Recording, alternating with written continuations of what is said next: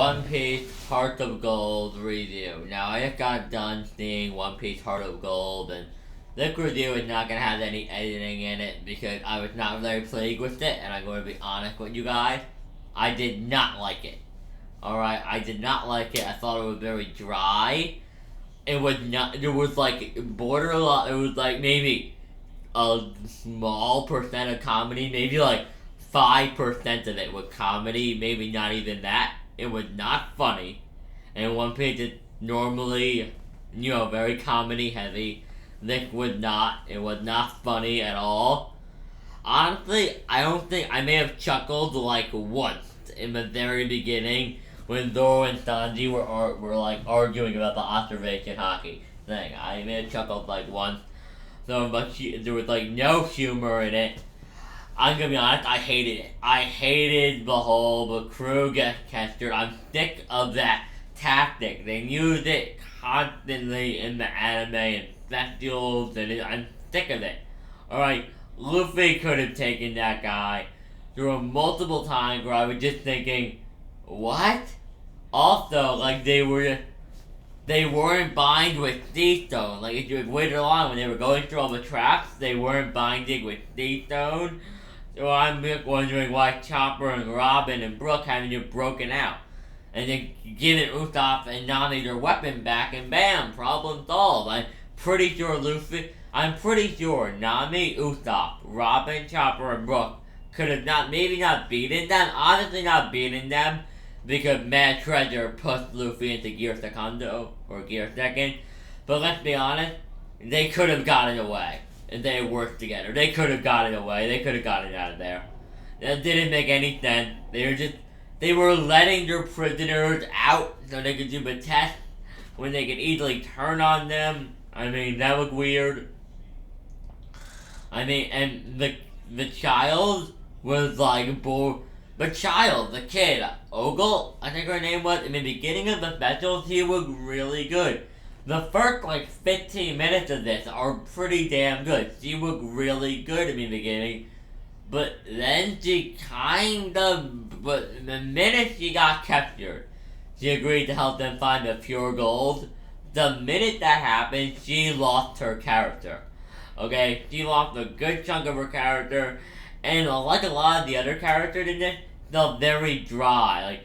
Normally the Straw Hats, even when the Straw Hats are captured, they still have their quirks and they're still entertaining to watch.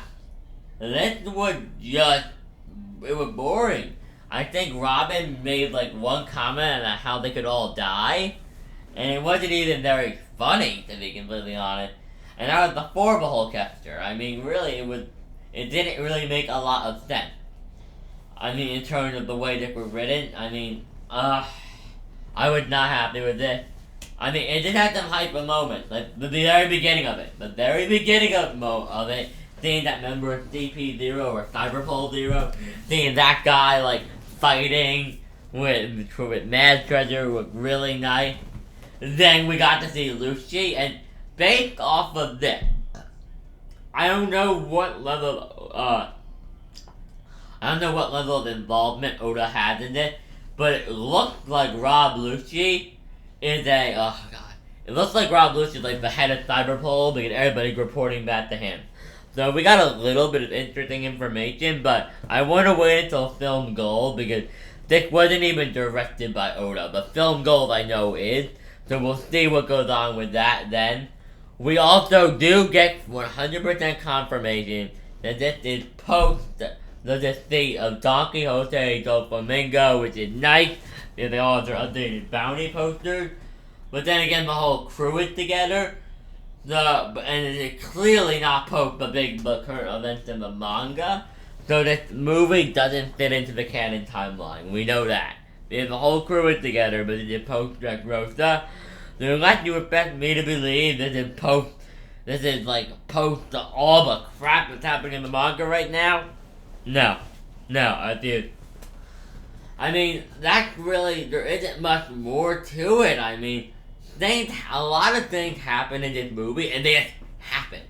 There's a lot of things, there isn't a lot of cause and effect in it. It's Also, they were all in chains when Brooke was playing the piano. So how the hell did Robin and Chopper get out? Were they let out? Like, they don't show us how they got out. They don't show us that. I feel like there's like an extended edition of this movie. Because a lot of this movie or special or whatever you want to call it feels like it's missing. I feel like I just watched clips. Like a ton of, I feel like you days ago they took a ton of clips of it and they threw them together and we're missing bits and pieces of it throughout the thing. I do really feel like that because honestly, this thing would just, it would dry. It was also very gloomy. Like the art and the coloring was kind of gloomy.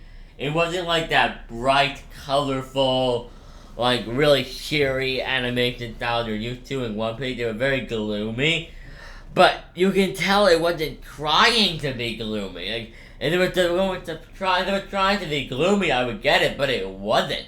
It just was. I mean, well, even the music was gloomy. It was like, it was not, I did not enjoy watching it, relatively. I mean, it did have some good points. Like, really, the only really good thing I can say of that is the final fight was decent. The fight between Luffy and Mad Treasure was good. We got to learn about more about the connection between Nami and the purple-haired girl whose name I already forgot. But we got to learn more about their connection. Apparently, like, Nami and her soul were both thieves, and they both stole from Mad Treasure. And the purple-haired girl was a complete bitch, and like, turned her back on Nami and ran away, and Nami was left to nearly die at the hands of Mad Treasure. This all apparently takes place before she meets Luffy. By the way, her boobs are bigger than they were when she met Luffy in the flashback here. I don't know why. I think, apparently, according to this, her boobs got bigger, then they shrunk, and then they got bigger again, according to this. Because I don't know. I honestly don't know why that is. Same thing in the episode of Mary. Those things are gigantic. First thing I noticed, because it was just a proportional difference from what I was thinking about when I thought of pre-time get Nami, pre-meeting Luffy, but whatever. I mean, but the one thing I can say I loved about this was Sanji's fighting in it. It wasn't there was a little bit of it, there actually was, like, one of those themes for the fans of it now calling them Super Saiyan themes, where he, lights his whole body on fire, and there's, like, flames, like a flaming aura, and his hair sits up a little bit, and he looks like he's a Super Saiyan. Yeah, that was there, and when he got angry, that was there, like, twice. There was a fun little throwback to, Thriller Bark and Punk Hazard. I enjoyed that. But the only other really good thing was Sanji's fighting, because he was doing his old style of fighting. Like, remember how pre-time skip, he would just kick his opponents, like, he would go into these long, dragged-out attacks with multiple sequences, and he would, like, kick the guy to pieces. Yeah, that was here. Like, the old Sanji, when he would, like, deliver, like, 10 basic kicks, all different styles, very martial arts. That was there. The choreography that we all loved from Sanji's fight was in here. Unlike with Zoro fights in here were absolute trash. His swords were like throwing white. They didn't even look like blades. They acted like he was shooting paper out of his swords at one point. I mean, I did not really like this special. I still like their film gold because the trailers for film gold, Oda is behind it and it looks very One Piece. But if I had to rate this movie, I'm going to be honest, I would give it like a 3 out of... It wasn't terrible. No, it was terrible actually. 3 out of 10.